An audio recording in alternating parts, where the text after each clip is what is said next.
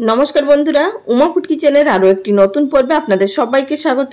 আজ আমি আপনাদের তৈরি করে দেখাবো পটল আলু দিয়ে একটি দুর্দান্ত স্বাদের রেসিপি। আপনারা এটিকে পটল আলু ভাজাও বলতে পারেন। তবে কিন্তু বন্ধুরা, পটল আলু ভাজা শুনে চলে যাবেন না। আপনারা যেটা ভাবছেন যে পটল আলু ভাজা যেভাবে তৈরি হয় সেইভাবে কিন্তু একেবারেই নয়। এটি সম্পূর্ণ নতুনভাবে পটল আলু ভাজা তৈরি করা হয়েছে। আপনারা একবার ভিডিওটি দেখুন, তাহলেই বুঝতে পারবেন যে এই পটল আলু ভাজার টেস্ট কতটা সুন্দর হতে পারে। আর যে একবার খেয়েছে সে বারবার খেতে চাইবে। আর অনেক সময় যখন পটল খেয়ে খেয়ে বোর হয়ে যাবেন, তখন এই পটল আলুর রেসিপি একবার হলেও তৈরি করবেন। তো বন্ধুরা, সবার আগে আমি আপনাদের দেখিয়ে দিচ্ছি আমাদের যেটি প্রয়োজন সেটি হচ্ছে পটল। আমি এখানে 400 গ্রাম পটল নিয়েছি। আর পটলগুলোকে খোসা রেখেই কিন্তু কেটেছি, এইভাবে পাতলা পাতলা করে এবং লম্বা লম্বা করে, মানে এক একটা পটল 8 পিস করে কেটেছি। আর অবশ্যই কিন্তু পটলগুলো কচি দেখে নেবেন যাতে দানা না হয়। আর পটলগুলোর খোসা রেখে শুধু উপরের পাতলা খোসাটা চেঁচে নিয়েই কিন্তু আমাদেরকে কাটতে হবে। আর অপর দিকে নিয়েছি দুটো সেদ্ধ করে নেওয়া আলু। এখানে মাঝারি সাইজের দুটো আলু সেদ্ধ করে এইভাবে পাতলা পাতলা করে লম্বা লম্বা করে কেটে নিয়েছি। আপনারা চাইলে এখানে কাঁচা আলুও ব্যবহার করতে পারেন, তবে আমি সেটা বলে দিচ্ছি কাঁচা আলু ব্যবহার করলে কখন করতে হবে আর সিদ্ধ আলু ব্যবহার করলে কখন করতে হবে। চলে যাব এবার সরাসরি গ্যাস ওভেনের দিকে। গ্যাস ওভেনে একটি কড়াই বসিয়ে দিয়ে দিলাম এর মধ্যে 1 টেবিল চামচ পরিমাণ সরষের তেল। তেলটা খুব ভালোভাবে গরম হয়ে যাওয়ার পর দিয়ে দিচ্ছি আগে থাকতে কেটে ধুয়ে রাখা পটলের টুকরোগুলো। পটলের টুকরোগুলো দিয়ে এর মধ্যে দিয়ে দিচ্ছি 1/2 টিস্পুন পরিমাণ নুন বা স্বাদ অনুযায়ী নুন। নুনটা দিয়ে দেওয়ার পর অনবরত নাড়াচাড়া করে একটু মিশিয়ে নেব। এবার এটিকে লো ফ্লেমে ঢাকা দিয়ে রেখে দেব প্রায় 50% অবধি, যতক্ষণ না ভাজা হচ্ছে। মাঝখানে কিন্তু অবশ্যই 2-1 বার ঢাকা তুলে আমাদের নাড়াচাড়া করে নিতে হবে। তো বন্ধুরা, এখানে দেখতেই পাচ্ছেন পটলগুলো 50% মতো ভাজা হয়ে গেছে। এবার এই পটল ভাজাগুলোকে আমরা তুলে নেব। আর বন্ধুরা, আপনারা যদি কাঁচা আলু ব্যবহার করেন সেক্ষেত্রে কিন্তু পটলটাকে 2-3 মিনিট ধরে নাড়াচাড়া করে নেওয়ার পর এই পটল ভাজার সঙ্গে কিন্তু এড করে দিতে হবে কাঁচা আলুটাকে, আর সেটিকেও লম্বা করে কেটে নেবেন। পটল তুলে নেওয়ার পর সেই একই কড়াইয়ের মধ্যে দিয়ে দিলাম আরও 1 টেবিল চামচ পরিমাণ সরষের তেল। তেল গরম হয়ে যাওয়ার পর দিয়ে দিলাম 1/2 টিস্পুন পরিমাণ গোটা জিরে, দিয়ে দিলাম 1/2 টিস্পুন পরিমাণ কালো সর্ষে, দিয়ে দিলাম 2টো শুকনো লঙ্কা আর 7 থেকে 8টা কারি পাতা। আপনাদের কাছে যদি ফ্রেশ কারি পাতা থাকে অবশ্যই ব্যবহার করবেন। হালকা নাড়াচাড়া করে নেওয়ার পর দিয়ে দিলাম এর মধ্যে 2 থেকে 3টে কাঁচা লঙ্কা কুচি আর দিলাম 6 থেকে 7 কোয়া রসুনের কোয়া, সেগুলোকে লম্বা লম্বা করে কুচি করে নিয়েছি। এবার এটাকে হালকা নাড়াচাড়া করে নেওয়ার পর দিয়ে দিলাম এর মধ্যে 2টো মাঝারি সাইজের পেঁয়াজ একেবারে পাতলা পাতলা করে কুচি করে নিয়েছি। এবার এই সমস্ত উপকরণগুলোকে লো ফ্লেমে আমাদের ভেজে নিতে হবে যতক্ষণ না হালকা একটা কালার চলে আসছে। তবে কিন্তু এখানে খুব বেশি লাল করে কিন্তু ভাজার কোনো প্রয়োজন নেই। এই পেঁয়াজটা হালকা একটু কাঁচা কাঁচা ভাব থাকতে হবে। তো বন্ধুরা, এখানে দেখতেই পাচ্ছেন পেঁয়াজটা প্রায় ভাজা হয়ে গেছে। ঠিক এইভাবেই কিন্তু রেখে দিতে হবে। এই পর্যায়ে আমি এর মধ্যে এড করে দিলাম একটি মাঝারি সাইজের টমেটো কুচি। টমেটো কুচি দিয়ে দেওয়ার পর আবারও গ্যাসের ফ্লেম লো টু মিডিয়ামে থাকা অবস্থায় এটিকে আরও 2 থেকে 3 মিনিট মতো ভেজে নেব।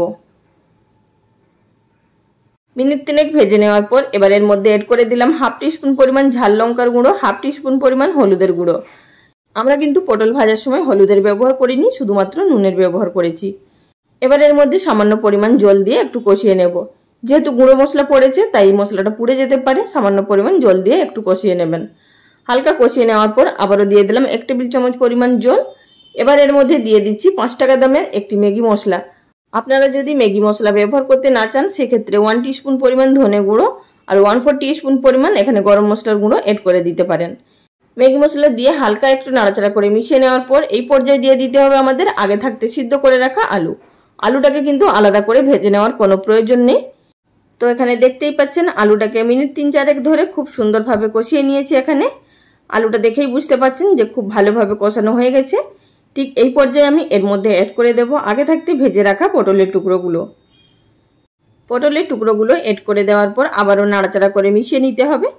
বন্ধুরা, আজকে তো আপনাদের মনে করাতে ভুলে গেছি, যদি আমার চ্যানেলে কেউ নতুন দর্শক বন্ধু হয়ে থাকেন আর ভিডিওটি দেখার পর যদি আপনাদের ভালো লাগে চ্যানেলটি সাবস্ক্রাইব করে নেওয়ার অনুরোধ রইল। পাশে থাকা বেল বাটনটি অবশ্যই প্রেস করে রাখবেন, এতে করে আমার নিত্য নতুন রেসিপিগুলো যখনই আমি আপলোড করব সবার আগে আপনাদের কাছে নোটিফিকেশন চলে যাবে, আর সেখান থেকে আপনারা আপনাদের সময় অনুযায়ী দেখে নিতে পারবেন। আর যারা ফেসবুক পেজ থেকে দেখছেন তাদের কাছেও রিকোয়েস্ট রইল পেজটি ফলো করে নেওয়ার জন্য। তো বন্ধুরা, আমার এখানে আলু পটল খুব ভালো মতো কষিয়ে নেওয়া হয়ে গেছে। এবার এটিকে একবারে লো ফ্লেমে 2 মিনিটের জন্য রান্না করে নেব। মানে 2 মিনিট লো ফ্লেমে ভেজে নিতে হবে। মিনিট 2 পর এবার ঢাকাটা তুলে নিলাম আর দেখতেই পাচ্ছেন কত সুন্দরভাবে এটি তৈরি হয়ে গেছে। আপনারা চাইলে এটি এই পর্যায়ে নামিয়ে নিতে পারেন, তবে কিন্তু আমি এর মধ্যে আরও কিছু জিনিস অ্যাড করব। আর বন্ধুরা আপনাদের বলে রাখছি একটি কথা, এই রান্নার মধ্যে কিন্তু কোনো রকম আর জল এড করা যাবে না। যা মশলা কষানোর সময় যেটুকু জল এড করা সেইটুকুই কিন্তু জল এড করতে হবে। এবার বন্ধুরা এর মধ্যে এড করে দেব 1/4 টিস্পুন পরিমাণ চাট মশলা। আপনারা চাইলে চাট মশলাটা নাও ব্যবহার করতে পারেন, তবে কিন্তু দিলে একটি চটপটা টেস্ট আসবে। আর দিলাম কিছুটা পরিমাণ ধনেপাতা কুচি, আর দিয়ে দিলাম কয়েক দানা চিনি। যেহেতু এখানে টমেটোর ব্যবহার করেছি এবং চাট মশলা ব্যবহার করেছি, তাই টক ভাবটাকে ব্যালেন্স রাখার জন্য কয়েক দানা চিনি ব্যবহার করেছি। এটিও কিন্তু সম্পূর্ণ অপশনাল। লাস্টে যে 3টে জিনিস ব্যবহার করলাম এটি আপনাদের প্রয়োজন অনুযায়ী ব্যবহার করবেন। আর আপনাদের রিকোয়েস্ট করব অবশ্যই ব্যবহার করার চেষ্টা করবেন, এতে করে এই পটল আলু ভাজার টেস্ট আরও দ্বিগুণ বেড়ে যাবে। আর খেতে বন্ধুরা এই পটল আলু ভাজা এতটাই টেস্টি হয় আপনারা ভাবতেই পারবেন না। আপনারা বাড়িতে অবশ্যই একবার হলেও তৈরি করবেন, কারণ এর মধ্যে কিন্তু বিশেষ কোনো মশলা লাগেনি।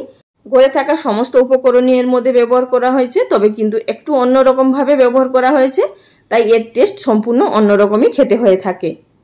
এবার এটিকে আমি একটি সার্ভিং প্লেটের মধ্যে সার্ভ করে নিচ্ছি। বিশেষ করে এটি কিন্তু রুটির সাথে খেতে খুব ভালো লাগে। রুটি, পরোটা, লুচি, ভাতের সঙ্গেও খেতে ভালো লাগে, তবে কিন্তু রুটি পরোটার সঙ্গে খেতে বেশি ভালো লাগবে। এর সাথে যদি এক টুকরো কাঁচা পেঁয়াজ আর এক টুকরো আচার হয়, তাহলে বন্ধুরা রুটি পরোটা খাওয়া একদম জমে যাবে। বাড়িতে অবশ্যই একবার ট্রাই করে দেখুন, খেয়ে আমাকে কমেন্ট করে জানাবেন আপনাদের কেমন লেগেছে। আজকের রেসিপিটা এখানেই শেষ করলাম। আগামী দিন কোনো এক নতুন রেসিপি নিয়ে আবারও হাজির হয়ে যাব। ভিডিওটির সঙ্গে এতক্ষণ ধরে থাকার জন্য সকল বন্ধুদের অসংখ্য ধন্যবাদ। সবাই ভালো থাকবেন। নমস্কার।